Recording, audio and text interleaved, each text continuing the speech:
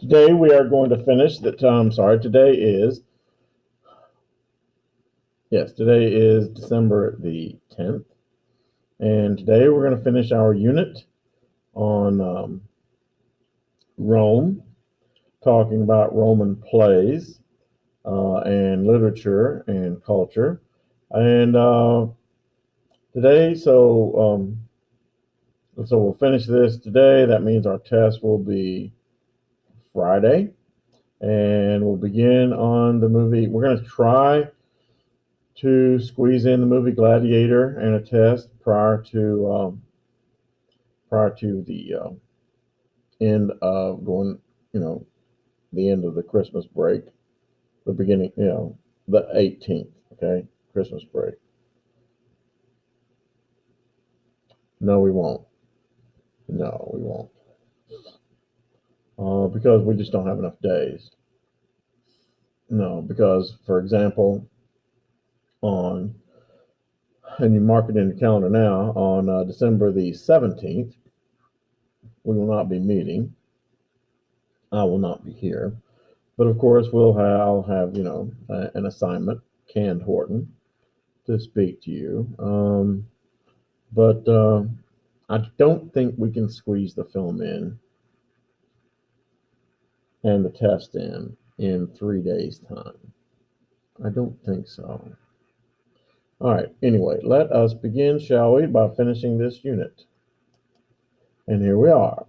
Roman theater, however, was mostly just remakes of the great Greek playwrights, the great Greek theaters. They just changed the name. The first well-known purely Roman playwright was Plautus. In fact, the other more famous one was Terence. Terence and Plautus. If you ever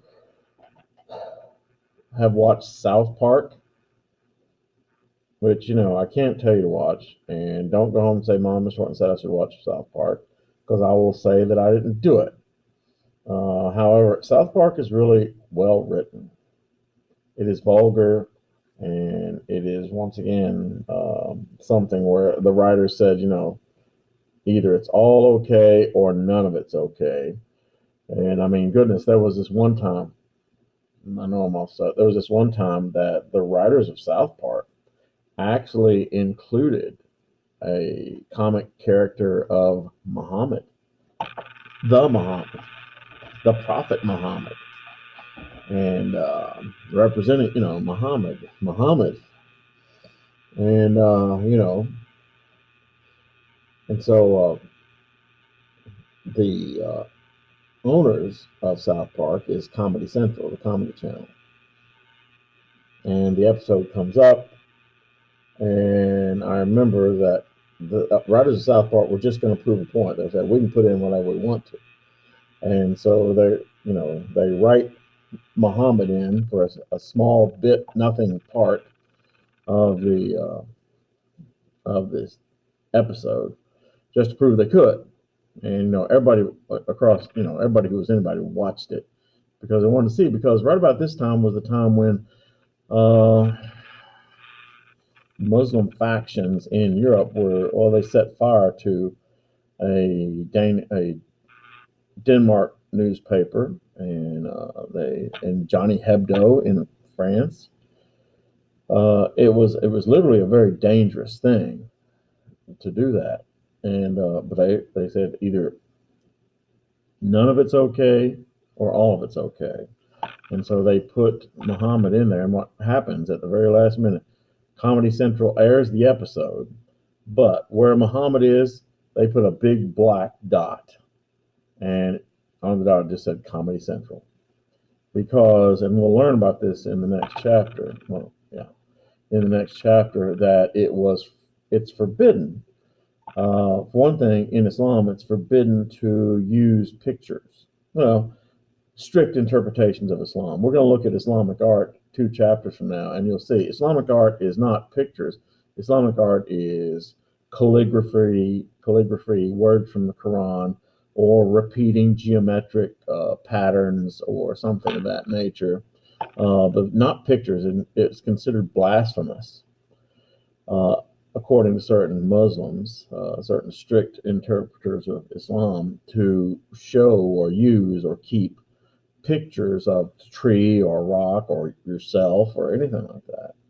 And so to depict the Prophet Muhammad in a comedy is double whammy. Yeah. I mean, you may or may not remember it, but last month there was a teacher in France who showed his class the Johnny Hebdo cartoon. Johnny Hebdo is this comic magazine in France.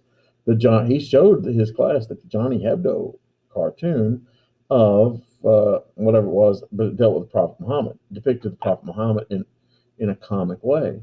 And members, and this one guy, one Muslim, he went to that school and pulled that teacher out on the street and beheaded him right there in Paris. And so, yeah, messing with Islam, yeah.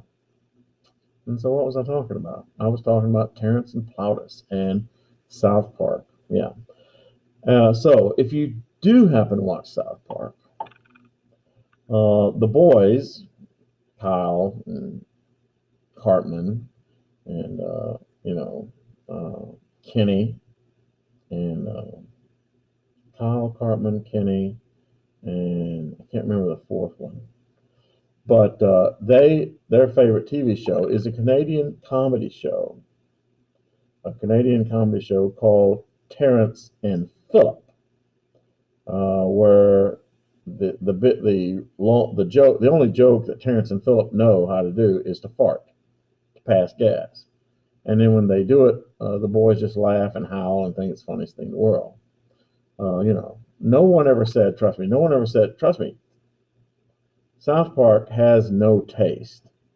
South Park, their humor is very sophomoric, very juvenile, but also oftentimes it is so well written. It's very topical.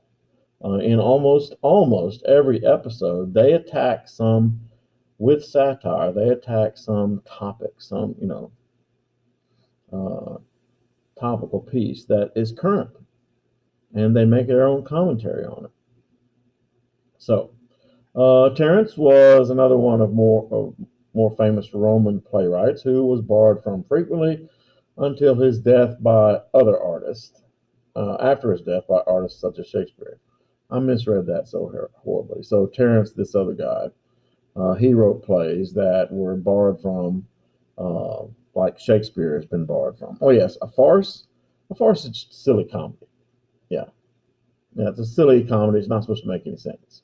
Seneca was another playwright. Yes, name of a Louisville high school. Seneca wrote tragic adaptations of Greek plays, such as Oedipus, that appealed to the more basic instincts that the Roman audience seemed to enjoy. Roman audiences, continually searching for more and more excitement, would often leave the theater, forcing the playwrights to become even more bawdy. That means, for example, showing live sex acts on stage. And also, the Romans will be the inventors of a new art form called pantomime. Pantomime or mime is acting with the absence of sound, to be able to convey feelings, emotions, acting without the use of the voice and sound. I actually like mime. It's a lost art, very popular in France, but it's a lost art here. It is worth noting that as the Roman plays descended into such debauchery, and they did, like I said, sex acts on stage, Caligula participated in a human sacrifice on stage, that when Christianity takes over and becomes the official religion of the Roman Empire, that all these theater plays were abandoned, and that later on theater itself will be banned for several centuries before experiencing a revival during the Renaissance of the 14th century, 15th century. Roman theaters grew in size, and at the height of the empire, some Roman theaters could hold 60,000 spectators, which is really awesome when you think about the fact that they didn't have any kind of sound system to project sound. And so the Romans had to build these theaters acoustically very sound, which they actually learned from the Greeks. The profession of acting, however, was not well esteemed. All the actors were men who wore masks, including the female parts, and most actors were trained slaves. The Romans, like their Greek predecessors, believed that music could hold a great influence over the mood of an audience, which is true, and therefore music not only accompanied theater performances, but also horse races and even gladiatorial contests. Romans were great users of the tuba, the tuba, which was an instrument they probably adopted from their Etruscan rulers in the early days, and something called a hydraulis. And a hydraulis was a horn, a wind instrument that used valves that you pump and push and make, sounds with that. So yeah, it's called a hydraulis. According to the legend, when it was reported that the Emperor Nero had, when it was reported to the Emperor Nero that Rome was burning, he played not a fiddle, but a lyre. And a lyre, once again, it's a small harp. You can hold it in your hand like this. It has several strings on it, and you do play it. Yeah. So, Romans depended for their poetry and philosophy on their Greek predecessors for inspiration. If you are getting the message, and hopefully you are, Romans, once again, were not creative, were not original thinkers by and large. They invented concrete, nothing else. And most of their literature was inspired by Greek literature. Virgil was the most well known Roman poet. He wrote the Aeneid, which, once again, if you recall, was about Aeneas, a Greek warrior. I remember in the film Troy, who returned from the Trojan Wars, not to Greece, but to Italy, and basically founded the Italian, Latin, Roman heredity. In it, he combines many elements of the Odyssey and the Iliad, remember Troy, into the founding story of Rome, and also basically a political statement that Augustus Caesar could employ to solidify his hold on Rome as emperor. Catullus was an early Roman poet of some renown, probably best as a poet of love. Ovid wrote Metamorphoses, which was a collection of stories and poems from the many conquered lands of the empire. In one area of literature, the Romans excelled over the Greek counterparts, and that was in satire. Make sure you understand what satire is. Satire is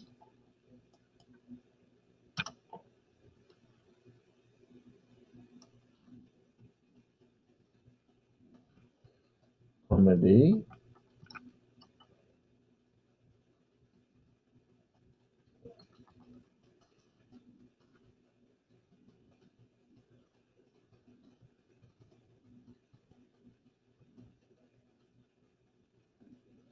Yeah, satire is a form of comedy that draws attention to a serious matter by making fun of it.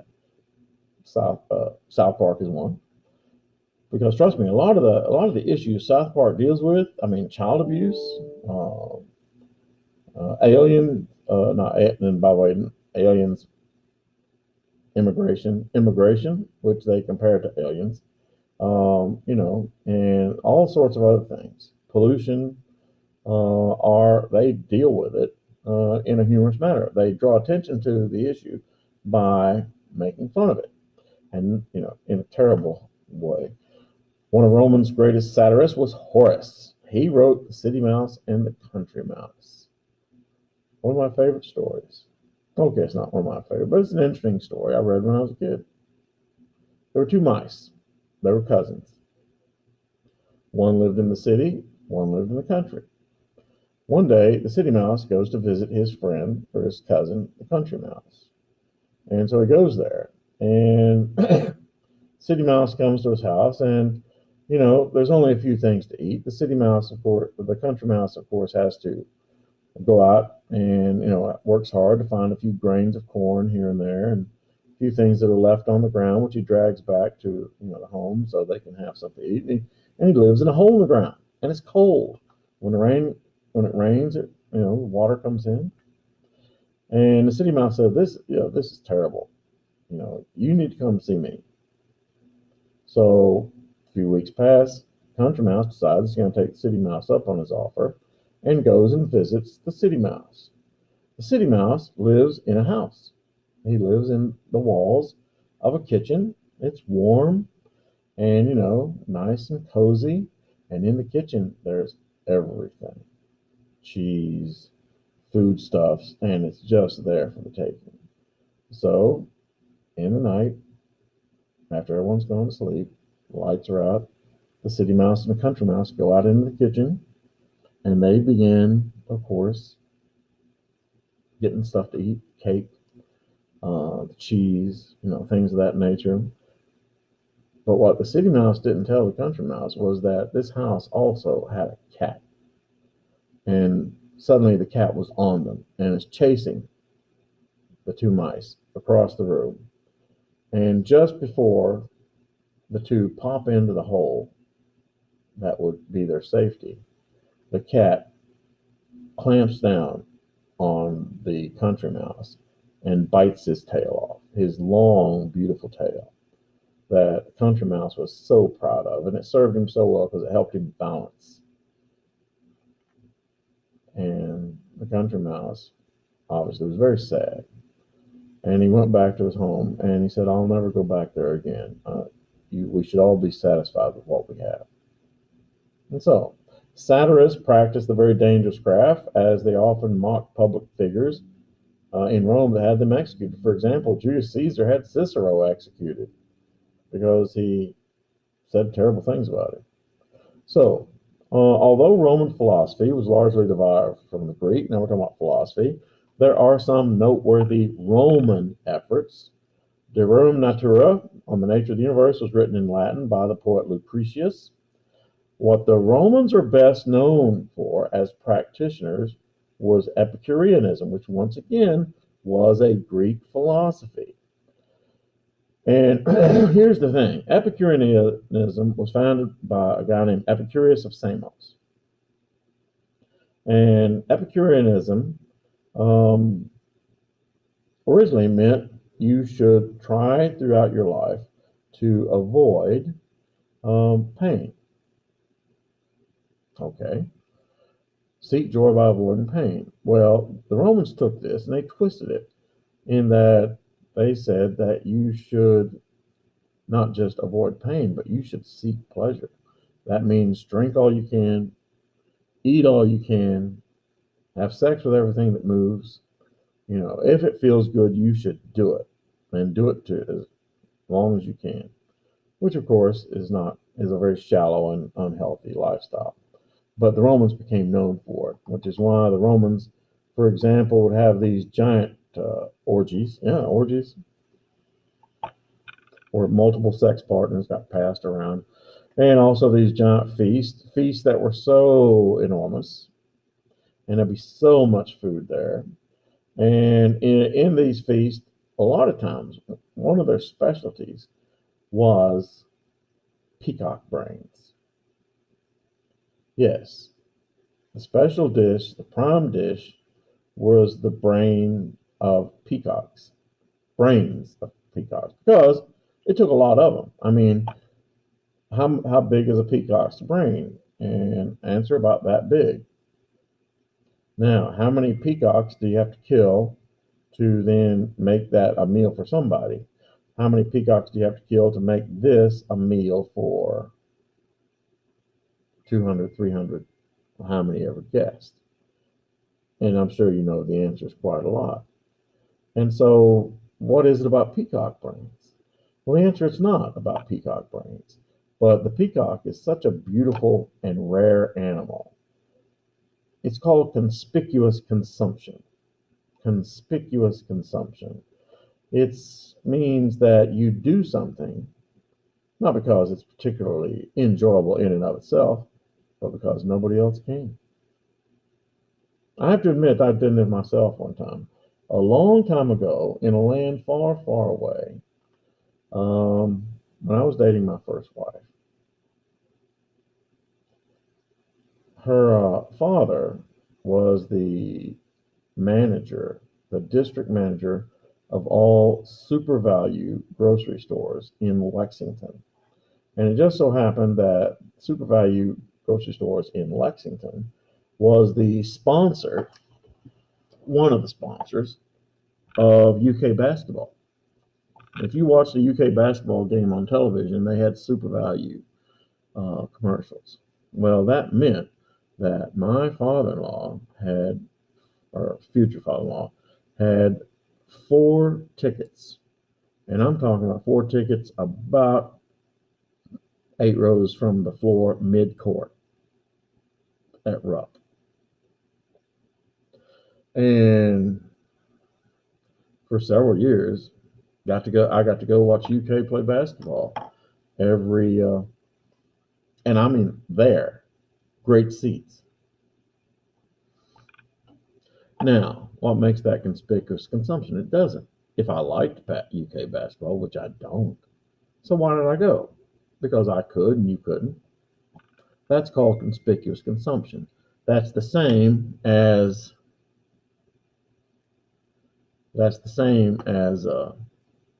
eating peacock brains. It's good because you can do it and nobody else can. I guess like eating caviar. You ever tasted caviar? Stuff is nasty. But why do people eat it? Because it's expensive and they're nuts. But anyway, so yeah. Educated Romans, however, like the Emperor Marcus Aurelius, were more drawn to Stoicism. Stoicism was a philosophy that said this, that you should employ moderation in all things. That means if on one day you lose everything that you have, all your material possessions, your wife deserts you, you become afflicted with some horrific disease, painful disease, and your house burns down, you should react to that like this.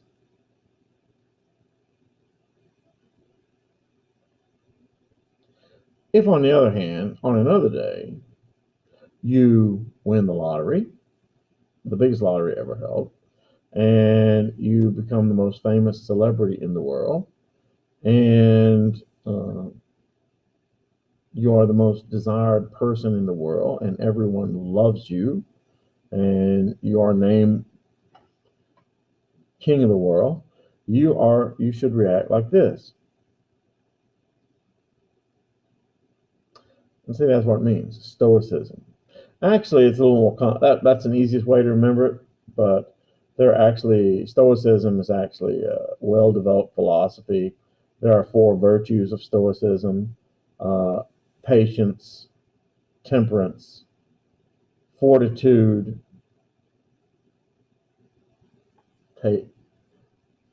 patience, temperance. Temperance means don't drink out, not drink, but moderation.